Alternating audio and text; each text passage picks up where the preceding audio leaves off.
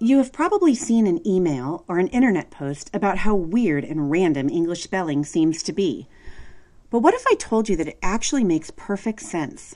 In fact, that's spelling's job, making sense. Think of spelling a word as peeling back the layers of an onion. The first layer is a word's sense and meaning. Often there are multiple layers of meaning. Another layer is the word's structure. Think of the center of the onion as a word's base element, its essential kernel of meaning.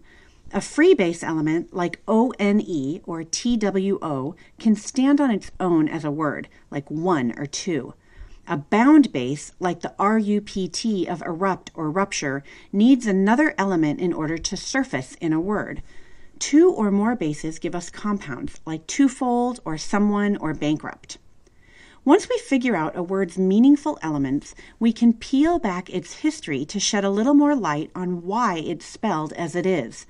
The word to, for example, needs its W in order to mark its connection to words like twice, 12, 20, twin, and between. A word's history is another layer of the onion. With that understanding, let's investigate the word one. First, we need to check in with what it means. Unique, single, solitary. One's historical layers include its relatives only, once, 11, and even n, and any. But it's the morphological relatives, the ones that share the base O-N-E, that are really astonishing. There are the familiar ones like anyone and one track and oneself. Those are obvious. But let's take a look at some unexpected derivations of the word one. The word alone is built from the prefix al plus the base one.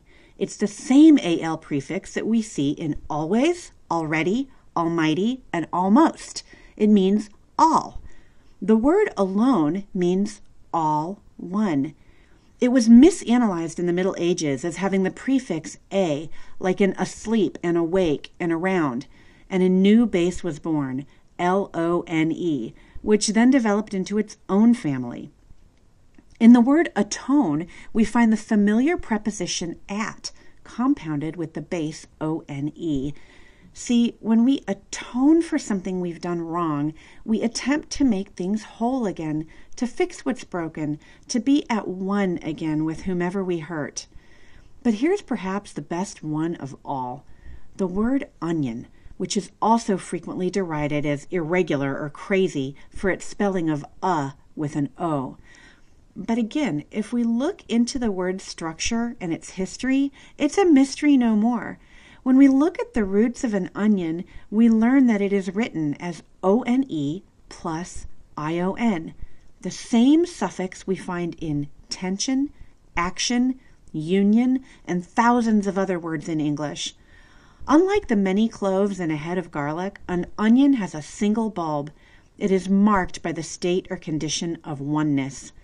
Like an onion, English is one single writing system shared across time and space. Its structure and its history have many layers, and peeling them apart can really add flavor to our language and spice up our understanding. See, spelling is never just about spelling, but about how written words make sense. It's almost enough to make you want to cry.